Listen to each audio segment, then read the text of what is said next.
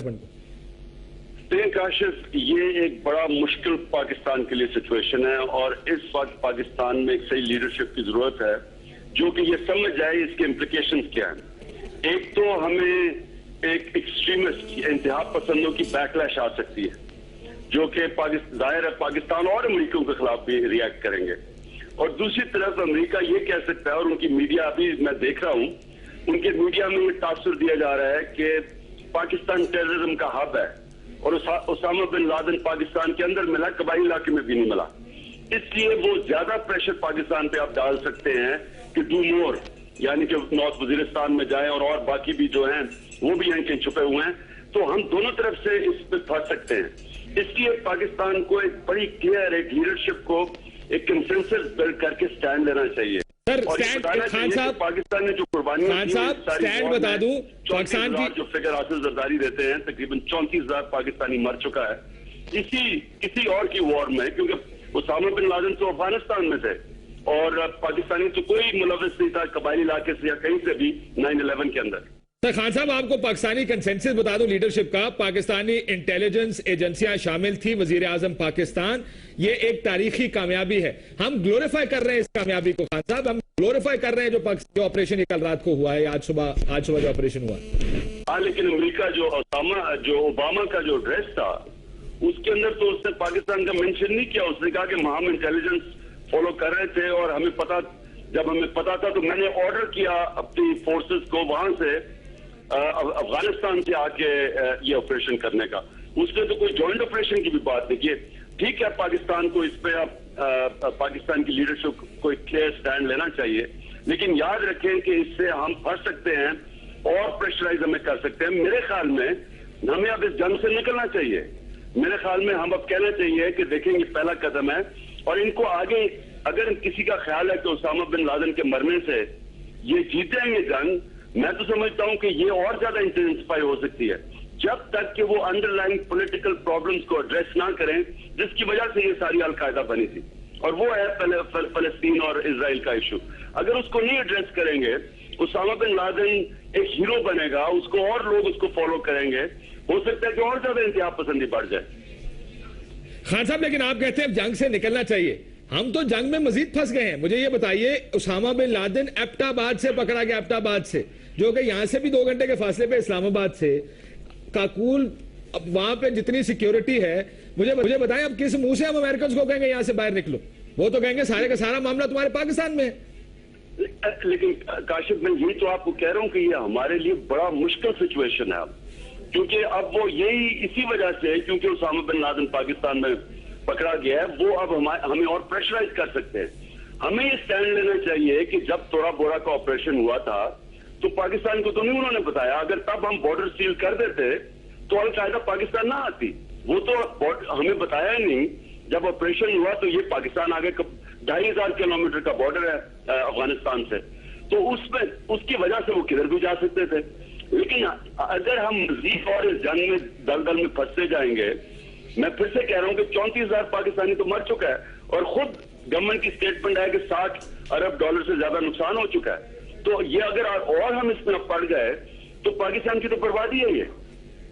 जी खान साहब, आप कह रहे हैं दलदल में फंस गए, चलो मैं आपकी बात मान लेता हूं, दलदल में फंस गए, लेकिन ऐसी दलदल में फंस गए हैं जहां आपको लगता है कि हम अमेरिकियों को आंखें दिखा सकते हैं या इस पोजीशन में हैं अब हम उनको कहने की कि भाई अब ये आपने तोरा बोरा में ये किया था, फलानी जगह पे ये किया था। साहब, अब तो अगर वो क्वेटा शूरा की बात करें, वो मुल्ला उमर के पाकिस्तान में होने की बात करें, खान साहब हम तो उससे भी बाहर नहीं निकल सकते। अगर वो कहें कि मुल्ला उमर ये लोग क्वेटा में बैठे हुए हैं और क्वेटा से तालिबान को लीड कर रहे हैं और हम वहां पर ड्रोन हमले करेंगे या अटैक्स करेंगे, हमारी पोजीशन तो बड़ी कमजोर हो गई है। आइडियली तो बड़ी अच्छी बात है करने की कि हमें उनके सामने खड़े होना चाहिए, थोड़ा सा अब लीडरशिप को कमाल दिखाना पड़ेगा अपना, लेकिन हमारे पास इतने कार्ड्स नहीं है खेलने के। खान साहब नहीं, अब यहाँ लीडरशिप आती है, लेकिन लीडरशिप को स्टैंड लेना चाहिए कि जो पाकिस्तान को लॉसेस हुई हैं, तुम्हारी ये जंग नहीं थी, और इस वक्त उनको ये कहना चाहिए कि अब आपका main target Osama bin Laden था, वो तो चला गया। अब आप जो बाकी अगर आपने अलकायदा को डिफ्यूज करना है तो वो आप पॉलिटिकली करें, जो जिस वजह से अलकायदा बनी थी। और उसामा बिन लादेन का जो इंटरव्यू है रॉबर्ट फिफ की किताब में, वो उससे 2 चीजें मेन कही थी, एक इसराइल की सपोर्ट और एक सऊदी मोनार्की की सपोर्ट, दोनों पॉलिटिकल रीजंस है। तो उनको उनके ऊपर कॉन्सेंट्रेट करना चाहिए। बजाय इसके कि पाकिस्तान को फोर्स करें, हम और एक्शन लें, उसका सारा ब्लोबैक पाकिस्तान पे आएगा। हमारे और शहरों में ये धमाके होंगे। यानी कि अगर हम फोर्स करते हैं कोयटा में भी, शोरा में और नॉर्थ वजीरिस्तान में एक्शन लेने का, इसको बुनियाद बना के, तो इससे तो पाकिस्तान और फंस जाएगा। इसलिए मैं समझता हूं कि एक नेशनल कंसेंसस बनना चाहिए और इस जंग से अब हमें कहना चाहिए कि हमने अब काफी कुर्बानियां दे दी हैं, अब उसामा बिन लादेन आपका मेन टारगेट अब आपने अचीव कर लिए, अब मेहरबानी करें और हमें इस जंग से निकलने दें। खान साहब, आप अमरीकी हेलीज, अमरीकी फोर्सेस एबटाबाद में ऑपरेशन करते हैं, ये तो भूल जाएं कि उसामा बिन लादेन था नहीं था, हमारी फोर्सेस किधर थी, हमारी एजेंसियां किधर थी इस सारे ऑपरेशन के दौरान। इसके ऊपर आपका नुक्ता नजर क्या है? क्योंकि आप तो ड्रोन्स के भी खिलाफ है जो अनमैन्ड है, जिनमें अमरीकी फोर्सेस होती नहीं। जब भी अमरीकी फोर्सेस आई है पाकिस्तान में, हमने बड़ा रद्द अमल दिखाया। इस पे हम बड़े फखर से कह रहे हैं। दफ्तर खारजा का बड़ा डोसाइल सा एक स्टेटमेंट आया जिसमें उन्होंने कहा कि जी अमरीकियों ने ऑपरेशन किया। वजीर आजम इसको तारीखी कामयाबी कह रहे हैं। हम तो ये अमेरिकन हेलीज तरबेला से उड़े हों, किसी और बेस से जो पाकिस्तान के अंदर मौजूद है वहां से उड़े हों, हमारे पाकिस्तान में इसका रद्द अमल नहीं है वैसे, ना हुकूमती लेवल पे, ना दफ्तर खारजा के लेवल पे, ना अस्करी लेवल पे। देखिए काशिफ, ड्रोन अटैक्स पाकिस्तान में सारे इंटरनेशनल लॉज की वायलेशन है, ह्यूमैनिटेरियन लॉज की वायलेशन है, सॉवरेनिटी की वायलेशन है। सर ये तो अमरीकी आ गए, उसके बावजूद वो बार बार वायलेट करते हैं, तो ये क्या एक्सपेक्ट कर रहे हैं कि ये इसके ऊपर कोई बात करेगा अपनी सॉवरेनिटी की वायलेशन में? तो कोई नहीं करेगा। लेकिन कम से कम अब तो आगे स्टैंड ले लेना। देखिए, पाकिस्तान की सॉवरेनिटी, पाकिस्तान की जो मैशत है, पाकिस्तान की सेल्फ एस्टीम, पाकिस्तान हर चीज उन्होंने बर्बाद कर दी है इस जंग के अंदर। अब अगर हम इसको बुनियाद बना के बजाय ये डू मोर करें उनके कहने पे, बजाय ये कि अब हम इस पे से निकलना चाहते हैं, आप अपनी डिग्निटी सॉवरेनिटी रिटेन करना चाहते हैं, आपका मेन टारगेट मिल गया आपको, अब मेहरबानी करें आप अपनी जंग को खुद डील करें और हम पाकिस्तान को इसमें से निकालें। क्योंकि कबायली इलाके से तो अभी तक कोई भी इंटरनेशनल टेररिज्म में नहीं इन्वॉल्व, ये तो सिर्फ अलकायदा का है। तो अलकायदा तो एक इंटरनेशनल ऑर्गेनाइजेशन है, उसामा उनको मिल गया है, उनका मेन टारगेट था।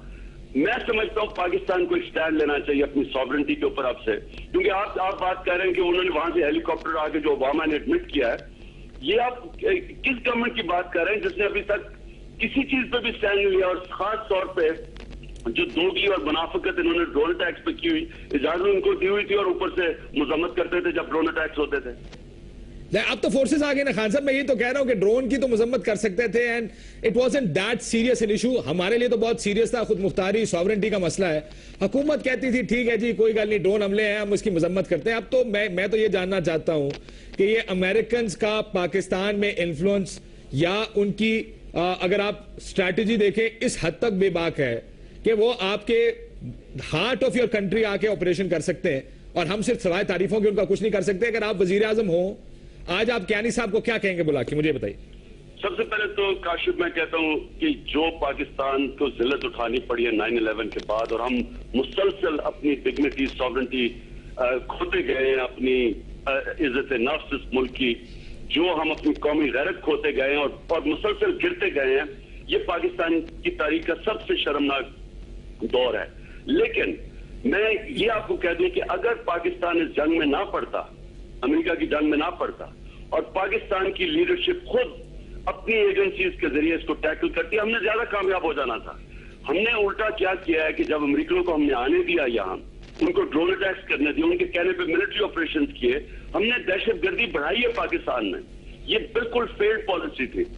अगर पाकिस्तान खुद उनको बाहर रखता अपनी एजेंसी से, अपने कबायली लोगों से, आपको पता है हमारे कबायली लोगों ने 200 अलकायदा शुरू में पाकिस्तानी फौज के हवाले किए थे, हम अपने उन्हीं लोगों के जरिए इसको डील करते, अपनी एजेंसी से डील करते, ये इतना बड़ा प्रॉब्लम नहीं बनना था।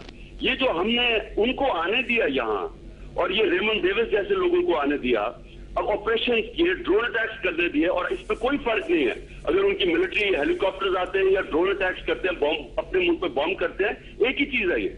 हमने जो ये करने दिया, हमने अपने मुल्क में इंतहा पसंदी भी बढ़ने दी, और ये इतना बड़ा जो अजाब खड़ा कर लिया आज, ये सिर्फ इसलिए किया कि हमने होम ग्रोन सोल्यूशन नहीं इख्तियार की, हमने एक फॉरेन डिक्टेशन के ऊपर, उनके कहने के ऊपर ये जंग लड़ी है।